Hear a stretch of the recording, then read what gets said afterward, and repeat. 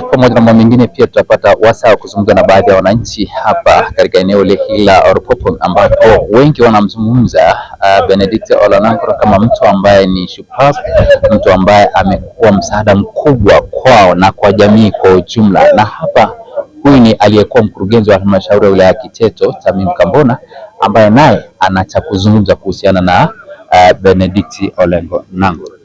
Kwanza nichukue nafasi hii kutoa pole kwa familia mzima ya Mheshimiwa Ole Onankoro kwa msiba mkubwa ambao umepata wa kuondokewa na mzee wetu, lakini si kwa wao tu, hata sisi wengine wote tumepata na huu msiba.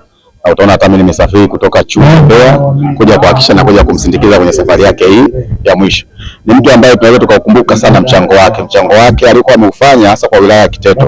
Pamoja na alifanya kazi kwa nchi mzima, maana naibu waziri anafanya kwa nchi mzima, lakini kwa eneo la Kiteto pekee yake kazi aliyofanya, hata sisi tuliokuja kama viongozi ilikuja kuturahisishia utendaji wa kazi.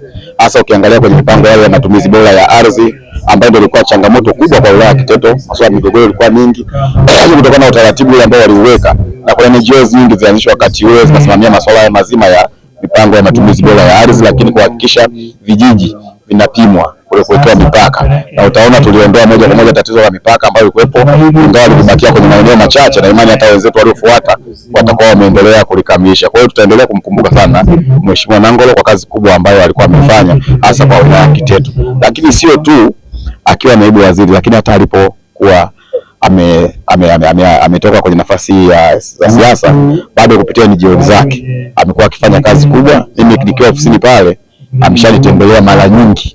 Nikisema mara nyingi maana yake ni zaidi ya mara 5, mara 10, mara 20.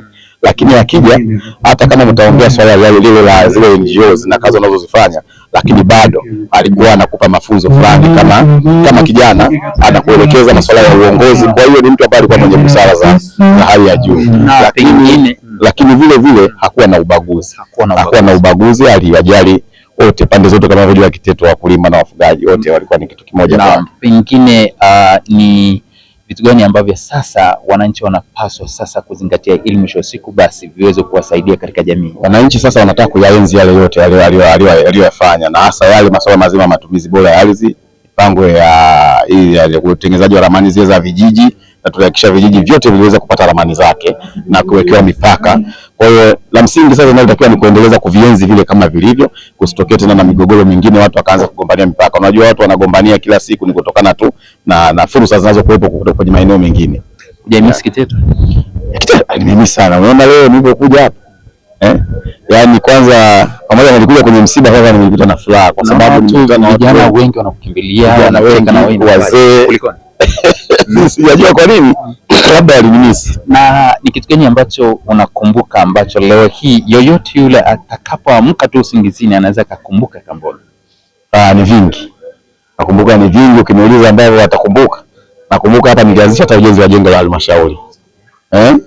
Nakumbuka hapa tulianzisha ujenzi wa shule za kidato cha 5 na 6 kule Mkuselo, Kiteto sekondari lakini masuala mazima ya kutatua migogoro kwa wananchi tuliyafanya vizuri. Kwa hiyo ni vitu ambavyo naendelea kuvikumbuka, na ndio maana utaona hata nikifika bado wananchi wanaendelea kunifurahia na kuwepo hapa. Bariki sana. Asante sana. Pole sana. Mtazamaji wa East Africa, huyu ni Tamim Kambona akizungumza nasi hapa kuhusiana na kile ambacho tunaelezwa kuwa ni msiba wa Benedict Ole Onankoro ambaye ametoka huko Chunya kuja hapa kushiriki pamoja.